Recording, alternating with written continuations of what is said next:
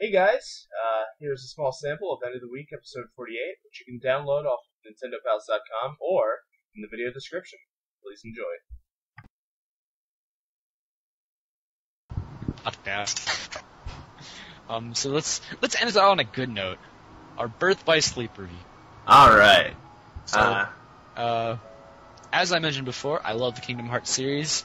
So do I! So does Nate, and incidentally, we both managed to get our hands on regular PSPs to play this game. Yeah, that's something I, if you listen to previous episodes, did not think I was going to do. Right, and so, here's our spoiler-free review. Alright. So basically, all the stories, so there's three characters, Terra, Aqua, and Ven. Oops, spoiler, I forgot. No, I'm kidding.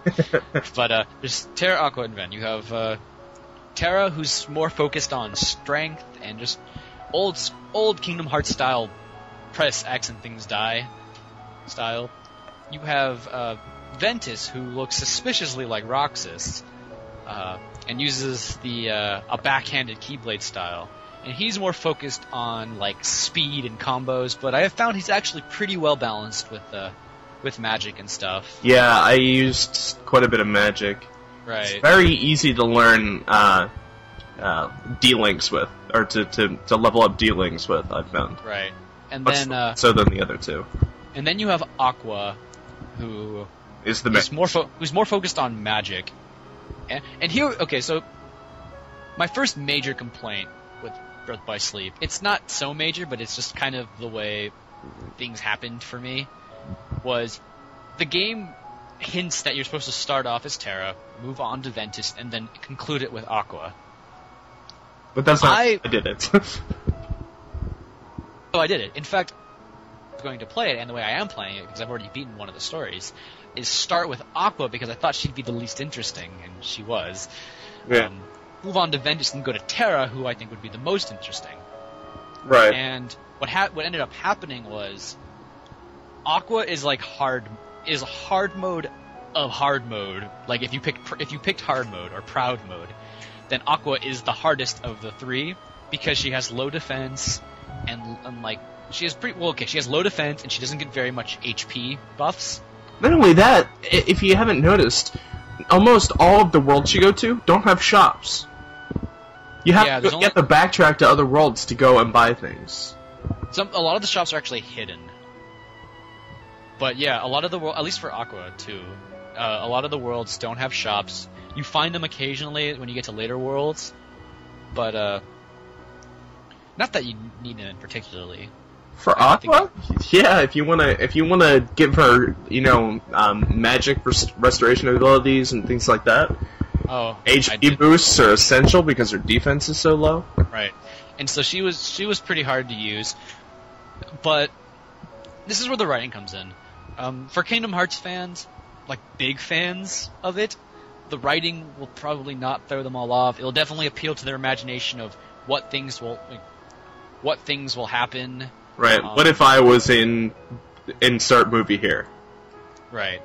But the writing for Birth by Sleep is probably the worst writing of the Kingdom Hearts series. Easily. Which is hard to imagine, because the writing isn't very good in the first place. And the voice acting isn't exactly on par either. Yeah. The voice acting... I assume you're disappointed with Xehanort? Actually, no. Well, okay, first of all, Aqua doesn't see Xehanort a whole lot. Right. So, see, that was the problem. Is the problem with connecting the three stories that I found was if you don't play it in order, some things don't make sense. Yeah. Like for Aqua, she talks to Terra at one point and says, "I've seen the things you've done," and I'm just going, "What? No, I haven't." They loosely imply that Terra had a hand in it, but she didn't actually see Terra murdered that child. Right. She didn't. That's just an example. Here's one like right from the plot. If you feel like this is too much spoiler-ish, then basically they go to talk to one of the villains in the game, and that villain says it was so easy to get Terra to do this, and they're like, Terra would never do something like that, and you're like, do something like what? They didn't say what he did. All they said was that it was easy to make him do it. It was easy to make Terra wash the dishes. Right. Terra would never wash the dishes. He's lazy. Do his own dishes. Anyways, so yeah, the story's a little off, and like, especially with Aqua, it's not so okay. This is not so much of a spoiler, but Aqua plays a big part at the very end. But her story is just like she just happens to miss Terra and Ven at every turn. Right. And fixes the problems that they make. Right. And then it's just like, I missed them again? Oh man, I better keep following them. And then at the very end, the thing that happens in the trailer happens, but it seems really forced. Like they had no idea what the trailer even meant when they made it, because they probably didn't. Right. Not So like that. She's much more of a Jedi than the other characters. Like, she Oh, runs into a very lucrative Kingdom Hearts character and says, "I sense the light within this one. Oh yeah. I'm going to place a magical spell on you, and so that No. when the darkness comes, you will forever feel the light," or something like that. Okay. Now you have to let me know if this is a spoiler. Alright. Because it's not really plot heavy, but it's a really weird connection to Kingdom Hearts 1 that just seems really out of place. Is it the old lady? No, it's on Destiny Island with Aqua. Oh, I haven't gotten that far. Do you mind? It's not that big. As long as you don't say any names. Sora and Riku are there. I said lucrative character when referring to someone else that you know who I'm talking about. Lucrative characters would have been perfectly... Well, no, I mean, okay. This isn't that big of a spoiler, but I just want to use it as an example of I'll writing bleep out the problem. names if you feel like you need to use them. Okay, well, I mean, it shouldn't be done, but okay, at one point in the game, Aqua meets Sora and Riku. She turns to Sora and says, like, "Is Riku your best friend?" And Sora, who's actually ridiculously adorable in this game. Yeah, I know. He's all a kid. No, it's not. He's just He's like rosy cheeked and everything. yeah, he's just like, yeah, Riku is my best friend in the whole wide world. And so then she says, well, you know what that means? If he ever gets lost and goes to the darkness, you have to protect him, okay? And I was looking at it, I was like, what an odd thing to say. It's the exact same thing with the lucrative character.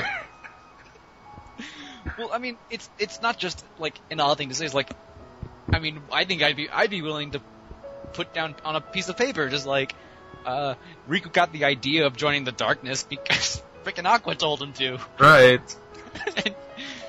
Well, I mean, it's like, if the plot from Kingdom Hearts 1 happens, here's what you do.